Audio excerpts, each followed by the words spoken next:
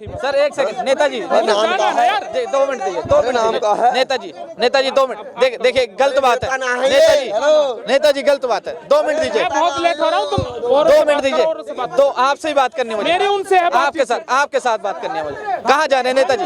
2 minute रुकिए ना। ये झूठ बोल रहे हैं, ये झूठ बोल रहे हैं कैमरे पे, झूठ बोल रहे हैं, झूठ बोल रहे हैं कैमरे पे। मैं झूठ बोल रहा हूँ ना, मैं ये कह रहा हूँ। अब मगर हमारे साथ आम आदमी पार्टी के नेता हैं, उनसे पूछना चाहेंगे जिस तरह से मोहल्ला क्लिनिक में अब घोटाला सामने आ रहा है, क्या शराब घोटाला भी किया था या मोहल्ला क्लिनिक का घोटाला किया है नहीं किया है? देखिए ये सिर्फ 2015 से ही, आज से नहीं, 2015 से भारतीय जनता पार्टी के नेता सिर्फ आरोप लगाते हैं और भाग जाते हैं। पहले इन्होंने आरोप लगाया, भाई चिल्लाओ मत यार, पहले इन्होंने आरोप लगाया कि स्कूलों में, दिल्ली सरकार ने जो स्कूलों में कमरे बनाए हैं उसमें घोटाला किया है, इनके आरोप थे ये।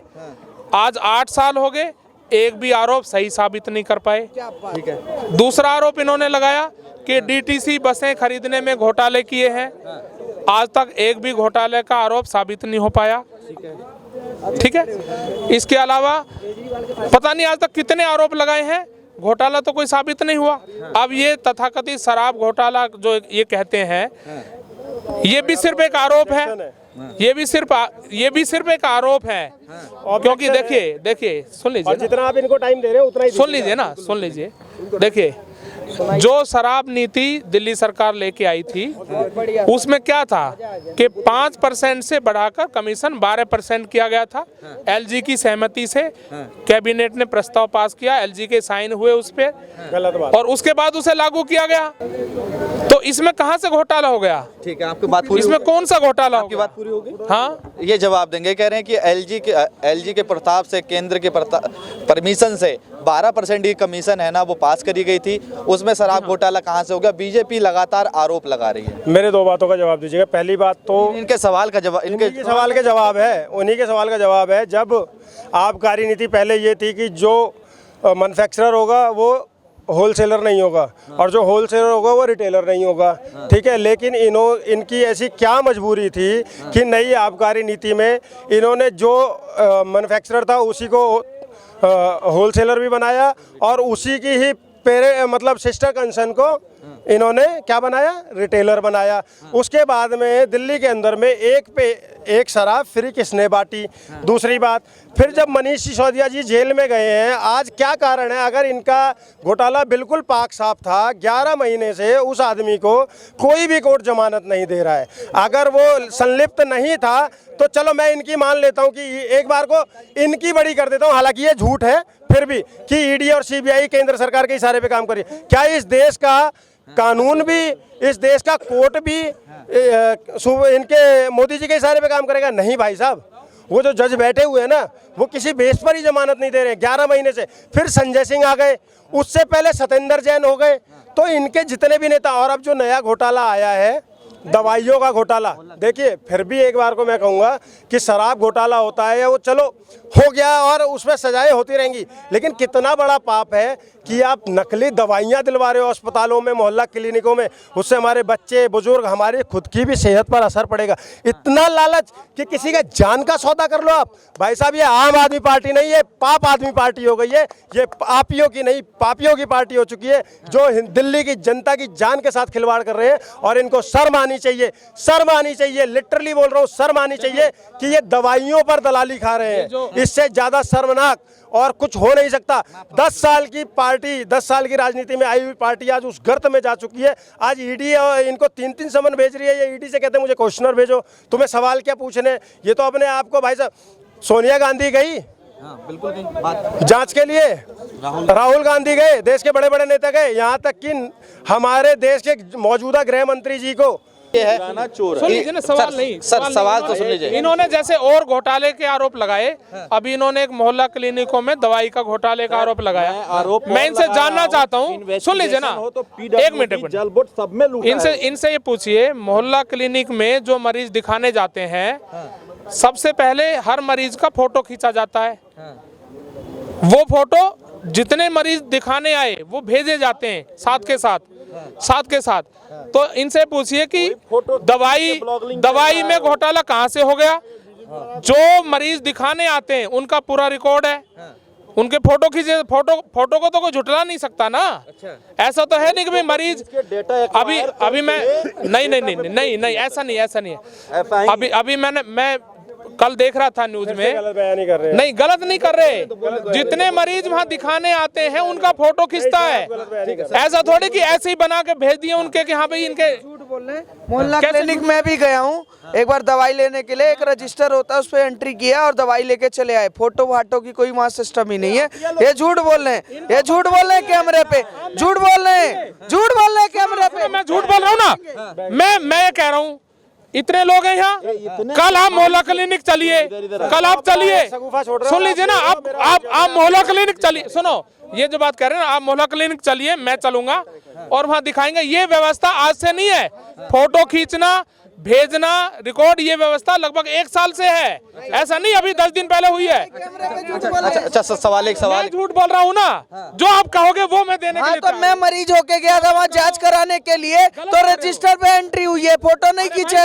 मैं बोल रहा हूँ, साक्षात रूप से बोल रहा हूँ, नेता की बात कैसे मानेंगे? नेता की आपकी बात सत्य है। नहीं, जब मरीज वहाँ जाता है सबसे पहले फोटो खींचता है, फिर रजिस्टर में उसकी एंट्री होती है, उसका नाम, उसका एड्रेस, ये पूरा लिखा जाता है। केजरीवाल बेपैंती का लोटा है भाई, बेपैंती का लोटा है, कोई विचारधारा तो है नहीं उसकी। अच्छा, बेपैंती का लोटा है। अभी ठीक है, एक सेकंड सर, जाइए मत सर, उनके साथ था सर एक सेकंड जाइए मत, अब सवालों को जवाब दीजिए। अगर आप ईमानदार हैं, आप ईमानदार हैं, एक सेकंड भागिए मैंने जवाब दे दिया भाई, मेरी बातचीत उनके साथ थी। सर एक सेकंड, नेताजी 2 मिनट दीजिए, 2 मिनट नेताजी 2 मिनट, देखिए गलत बात है नेताजी गलत बात है, 2 मिनट दीजिए। बहुत लेट हो रहा हूँ, तुम 2 मिनट दीजिए, तो आपसे ही बात करनी है मुझे, मेरी उनसे है आपके साथ बात करनी है मुझे। केजरीवाल अपने आप को ईमानदारी का, कट्टर ईमानदारी का टैग देते हैं। अगर मैं ईमानदार हूं या आप ईमानदार हैं, आपकी ईमानदारी का टैग आपको कोई दूसरा देगा, आप खुद तो नहीं दे सकते। एक ईमानदारी का टैग खुद देते हैं, वो कहते हैं मैं कट्टर ईमानदार हूं। अगर मैं ईमानदार नहीं हूं तो दिल्ली का हर नागरिक बेईमान है। कहाँ तक सही है ये? बिल्कुल केजरीवाल सही कह रहे हैं। ईडी सीबीआई वालों में दम हो तो कल गिरफ्तार कर लो केजरीवाल को। केजरीवाल ईमानदार हैं, ईमानदार रहेंगे। ईमानदार का जो झंडा बुलंद कर रखे है वो देश हित में है, राष्ट्र हित में। ऐसी नालायक ईडी सीबीआई जो आदमी 100 करोड़ लेके बैठा उसके घर तक ना जाए, उसे गिरफ्तार ना करे, वो मुख्यमंत्री के पद पर इतने दिनों तक, इतने लंबे समय तक, और पूरे देश की मीडिया शोर शराबा और हो हल्ला करती रहे, उसका कोई असर ना हो, तो निश्चित तौर पर मैं कहूँगा हमें ऐसे देश की ईडी सीबीआई को बदल के एक बढ़िया वाली ईडी सीबीआई लगानी है जो भ्रष्टाचारियों पर त्वरित एक्शन ले सके। इतने देर तक कौन सी खीर खिचड़ी पका रही ईडी सीबीआई, आप मुझे बता दीजिए। तो केजरीवाल बिल्कुल सही कह रहे हैं, ऐसी ईडी सीबीआई से इस देश का भला और काम नहीं चलेगा। एक नंबर की बेहतर और नए जमाने की ईडी सीबीआई लगानी पड़ेगी जो भ्रष्टाचारियों पर लगाम लगा सके और धन को कंट्रोल कर सके, और इस तरीके के मंत्री, इस तरीके के विधायक लोग मुख्यमंत्री बन के पदों पर ना रहे, राज्य और देश का बंटाधार ना करें। समझ रहे ना? तो ये बहुत, अरविंद केजरीवाल की बात बिल्कुल सही है। He is one of the honest person. अच्छा, तो मेरी साहब, जब ईडी सीबीआई तुम्हारी खिचड़ी नहीं उसकी पक रही है, उसकी दालें नहीं चुर रही है, तो ईमानदार तो अरविंद केजरीवाल जैसे लोग हो ही जाएंगे। अच्छा, सवाल ये है जिस तरह से 3 सम्मन पहुंच गए, तुम 4 सम्मन पहुंचो यार, 4 किलोमीटर दूर तुम्हारी ऑफिस है, क्या तुम्हें कटहल छीलने के लिए ईडी सीबीआई बना रखा है? Do the action. अच्छा, व्हाट इज दिस नॉनसेंस? इतने दिन से अगर चोरी करके बैठा हुआ आदमी सुप्रीम कोर्ट भी कह चुका है, तो तुम कर क्या रहे हो? दाल रोटी बनाने से अच्छा है बेहतर action. Action should be on the ground, and ground का इफेक्ट जनता में दिखना चाहिए। ऐसा ना हो कि जनता का ही विश्वास ईडी सीबीआई से उठ जाए। अरविंद केजरीवाल यही तो कर रहा है इतने दिन से, पी पापा। क्या लग रहा है ये गलत है कि अरविंद केजरीवाल गलत है? जनता को कुछ समझ में नहीं आ रहा, जबकि एक निर्णायक कैरेक्टर स्टैब्लिश होना चाहिए ईडी सीबीआई का जो जनता का विश्वास जीते। अच्छा। ऐसी ओल्ड जमाने की ईडी सीबीआई और मुझे नहीं पसंद आती। अच्छा, सवाल ये है क्या वो चुनावी माहौल बनाना चाहते ताकि पुलिस उनको या ईडी उनको घसीटते हुए लेके जाए? ऐसा है ना, देश की जनता ने बड़े बड़े नेताओं को धूल चटाया। शीला दीक्षित को धूल चटा दिया, राहुल गांधी को चटा दिया, अखिलेश यादव को चटा दिया, मायावती को चटा दिया, लालू प्रसाद यादव को चटा दिया। तो देश ने बहुत बड़े बड़े नेताओं को धूल चटा दिया। अरुण जेटली भी चुनाव हार गए थे, पंडित जवाहरलाल नेहरू भी हार गए थे, इंदिरा गांधी भी चुनाव हार गए। तो देश की जनता में वो बूता है कि देश के नालायकों, चोरों और बेईमानों को घसीट करके ज़मीन में, मिट्टी में मिला दे। लेकिन जो ईडी सीबीआई का काम है वो मुझे पसंद नहीं आ रहा। बेहद आप बहुत क्लोज हैं, आपको मणिपुर के चीफ मिनिस्टर को अरेस्ट नहीं करना है, मणिपुर के चीफ मिनिस्टर को सम्मान नहीं देना है। दिन रात काम करो, कटहल छीलने के लिए नहीं दिया है, तुरंत अरेस्ट करना है, अरेस्ट करो। अगर वो व्यक्ति ईमानदार है तो उसको छोड़ो, काम करने दो, दैट्स इट। अरविंद केजरीवाल पे शराब घोटाले का आरोप लगा था लगातार। अरविंद केजरीवाल पे राशन घोटाले का आरोप लगा था, एक डॉक्टर मर गया था। अरविंद केजरीवाल पे नकली दवाई का आरोप लगा, जांच चल रही है। अरविंद केजरीवाल के बुराड़ी में हॉस्पिटल में गोरख धंधा शुरू कर दिया गया ड्यूटी के नाम पर। अरविंद केजरीवाल ने फिर कोरोना काल में बेड का घोटाला किया, नर्सों के भोजन का घोटाला किया, रेमडेसिविर का किया, ऑक्सीजन का किया, 25-25 लाख में कमरे बनाए। ये सारे आरोप है। But there should be a proper agency, proper capacity वाली एजेंसी होनी चाहिए जो न्याय कर सके, ऐसे लोगों को तिहाड़ जेल भेज सके और जनता के धन, पैसे और विश्वास को बचा सके। बट जब तक ये नहीं होता है तब तक तो चोर। अब लालू प्रसाद यादव एक बार मुख्यमंत्री बन के निकल गए। मनमोहन सिंह के कार्यकाल में राहुल गांधी जी का 5,000 करोड़ का घोटाला मुकदमा अब तक चल रहा है, तारीख पे तारीख अब तक पड़ रही। ऐसी नालायक अदालतें भी तो जिम्मेदार हैं इसलिए ऐसे लोगों का पार्लियामेंट में बैठने के लिए, MP MLA बन के बैठने के लिए, मुख्यमंत्री बन के बैठने के लिए। अगर देश की सुप्रीम कोर्ट ने ही फैसला किया होता, मामला तो गया ना सुप्रीम कोर्ट में, अरविंद केजरीवाल का, दारू घोटाले का, सबका। अगर सुप्रीम कोर्ट ने ही फैसला कर दिया होता तो भी हम इन तमाम चोरों चक्कों से मुक्त पा गए होते। But there is nothing happen in the country. केवल शोर शराबा, जमानत, तारीख, ये क्या नाटक चल रहा है।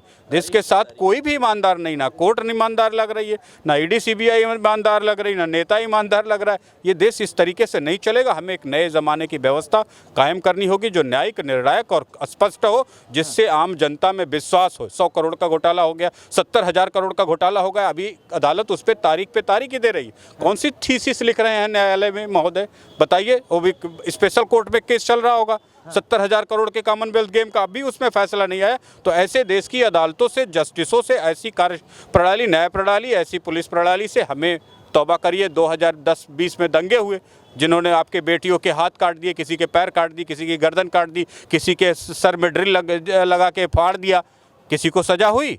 कोई न्यायालय ने जस्टिस किया? तो आपके देश को इस तरीके के जस्टिस, इस तरीके के जुडिशरी, इस तरीके के पॉलिटिशियन नेता नहीं चाहिए।